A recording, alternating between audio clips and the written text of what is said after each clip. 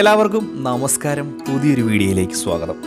നമ്മുടെ കേരളത്തിലെ ഏലം കൃഷി അത് വലിയൊരു വരുമാന മാർഗമായിട്ട് കൃഷി ചെയ്യുന്ന വളരെ വലിയ ഒരു ശതമാനം ആളുകളുണ്ട്.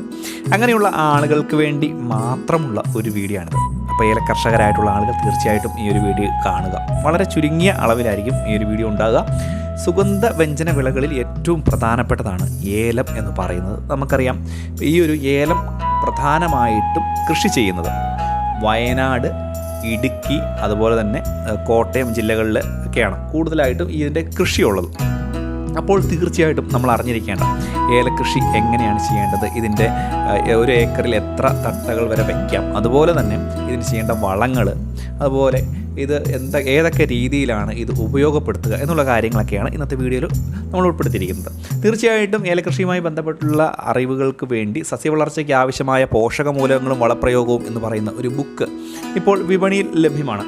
അത് നമുക്കിത് ലഭിക്കണമെന്നുണ്ടെങ്കിൽ ഇതിൻ്റെ വീഡിയോയ്ക്ക് താഴെ ഡിസ്ക്രിപ്ഷൻ ബോക്സിൽ ഞാനൊരു നമ്പർ കൊടുത്തിട്ടുണ്ട്. വളരെ നാളുകളുടെ അധ്വാനം കൊണ്ട് അല്ലെങ്കിൽ അതിൻ്റെ പഠനം കൊണ്ട് മനസ്സിലാക്കിയ കാര്യങ്ങൾ ഈ ബുക്കിൽ നമുക്ക് ലഭിക്കും. അത് വായിച്ച് മനസ്സിലാക്കാൻ സാധിക്കും. അതിൻ്റെ എല്ലാ കാര്യങ്ങളും ഏലത്തിൻ്റെയും അതുപോലെ തന്നെ പല സുഗന്ധവ്യഞ്ജന വിളകളുടെയും കൃഷി പ്രയോഗങ്ങൾ, കൃഷിയിൽ എങ്ങനെ വളങ്ങൾ ഉപയോഗിക്കാം എന്നുള്ള കാര്യങ്ങളൊക്കെയാണ് ഈ ഒരു ബുക്കിൽ പറയുന്നത്. അപ്പോൾ നമുക്ക് തീർച്ചയായിട്ടും വീഡിയോയിലേക്ക് പോകാം. ഒന്നാമത്തെ കാര്യം എന്ന് പറയുന്നത് ഇടുക്കി, വയനാട്, കോട്ടയം ജില്ലകളിലാണ് പ്രധാനമായിട്ടും ഈ ഒരു ഏലകൃഷി കൂടുതലായിട്ട് ചെയ്യുന്നത്. വർഷകാലം കനക്കുന്നതിന് മുൻപ് തന്നെ ഏലത്തട്ട അല്ലെങ്കിൽ ഏലത്തൈകൾ സാധാരണ രീതിയിൽ നടുന്നതാണ് ഏറ്റവും നല്ലത്. അപ്പോൾ നമ്മൾ ആദ്യം മനസ്സിലാക്കേണ്ട ഒരു കാര്യം, ഒരു ഏക്കറിൽ കൃഷി ചെയ്യുമ്പോൾ എത്ര ഏലത്തട്ടകൾ വരെ നമുക്ക് വെക്കാം എന്നുള്ളതാണ്. ഏലത്തട്ടകൾ വെക്കുമ്പോൾ ശ്രദ്ധിക്കേണ്ടത്, ഒരു ഏക്കറിൽ പരമാവധി വയ്ക്കാവുന്ന ഏലത്തട്ടകളുടെ എണ്ണം എന്ന് പറയുന്നത് 450 മുതൽ 650 തട്ടകൾ വരെയാണ്. അത് കയറി ഇറങ്ങിയിരിക്കും. 450 മുതൽ 650 വരെ വരാം. ഇതിൽ ചെടികൾ തമ്മിലുള്ള അകലമെന്ന് പറയുന്നത് 2 മീറ്ററും അത് 3 മീറ്ററോ ഒക്കെ ആയിട്ടൊക്കെ തരംതിരിച്ചൊക്കെ വെക്കുന്ന രീതിയിലൊക്കെയാണ് ഇത് സാധാരണ രീതിയിൽ വയ്ക്കുക. കൂടാതെ ഏലകൃഷിക്ക് ആവശ്യമായ ജൈവവള പ്രയോഗം എങ്ങനെയാണ് ചെയ്യുക, അതല്ലെങ്കിൽ രാസവളം എങ്ങനെയാണ് ചെയ്യുക എന്നുള്ളൊരു കാര്യങ്ങളൊക്കെ പ്രത്യേകിച്ച് നോക്കാം. നമുക്ക് ജൈവവള പ്രയോഗം തന്നെ നോക്കാം. ജൈവവള പ്രയോഗം നമ്മൾ പറയുമ്പോൾ പ്രത്യേകം ശ്രദ്ധിക്കുക, മഴക്കാല സമയത്ത് ജൈവവളം പരമാവധി ഉപയോഗിക്കാതിരിക്കുക. ഇത് കഴിഞ്ഞ ദിവസം തന്നെ നമ്മൾ പറഞ്ഞിരുന്നതാണ്. ഇതിൽ FYM എന്ന് പറയുന്നത്, അതായത് ചാണകപ്പൊടിയൊക്കെ ആയിട്ടുള്ളത് 8 കിലോയാണ് ഒരു ചെടിക്ക് കൊടുക്കുക. 8 കിലോ ചാണകപ്പൊടിയൊക്കെയാണ് ഒരു ചെടിക്ക് കൊടുക്കുക. വേപ്പിൻ പിണ്ണാക്ക് എന്ന് പറയുന്നത് 2 കിലോയാണ് ഒരു പ്ലാന്റിന് കൊടുക്കുക. കൂടാതെ കൂട്ടുവളം 5 കിലോയാണ് ഒരു പ്ലാന്റിന് കൊടുക്കുക എന്നുള്ളൊരു കാര്യം കൂടി ഒന്ന് മനസ്സിലാക്കി വെക്കുക.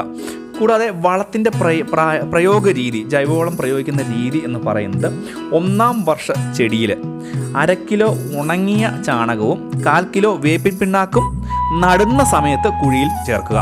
പിന്നീട് 2 മാസം ഇടവിട്ട് 1/2 കിലോ ചാണകവും വേപ്പിൻ പിണ്ണാക്കും ചേർക്കണം.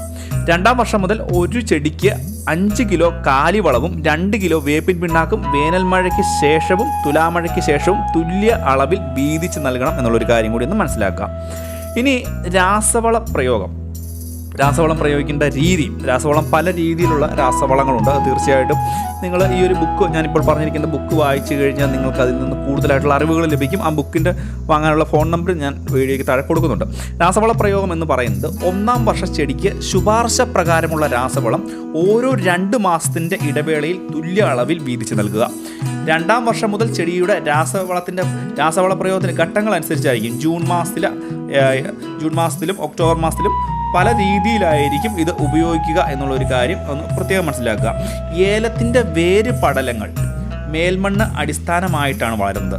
അതുകൊണ്ട് തന്നെ നന്നായി പുതയിട്ട് കൊടുക്കണം എന്നുള്ളൊരു കാര്യം കൂടി ഒന്ന് പ്രത്യേകം ശ്രദ്ധിക്കുക.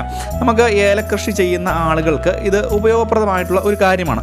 രാസവള പ്രയോഗത്തിൻ്റെ രീതി മാത്രമേ ഞാനിവിടെ പറഞ്ഞിട്ടുള്ളൂ. അത് പല രീതിയിലും പല അളവുകളിലും അല്ലെങ്കിൽ പല രാസവളങ്ങളുമാണ് ഉപയോഗിക്കുന്നത്. ഇതുമായി ബന്ധപ്പെട്ടുള്ള കാര്യങ്ങൾക്കാണ് പ്രധാനമായിട്ട് ഞാൻ ഈ ഒരു ബുക്ക് താല്പര്യമുള്ള ആളുകൾക്ക് വാങ്ങാൻ പറയുന്നത്. വിശദമായിട്ട് അതിൽ തന്നെ പറഞ്ഞിട്ടുണ്ട് എന്നുള്ളൊരു കാര്യം കൂടി ഒന്ന് പ്രത്യേകം മനസ്സിലാക്കുക.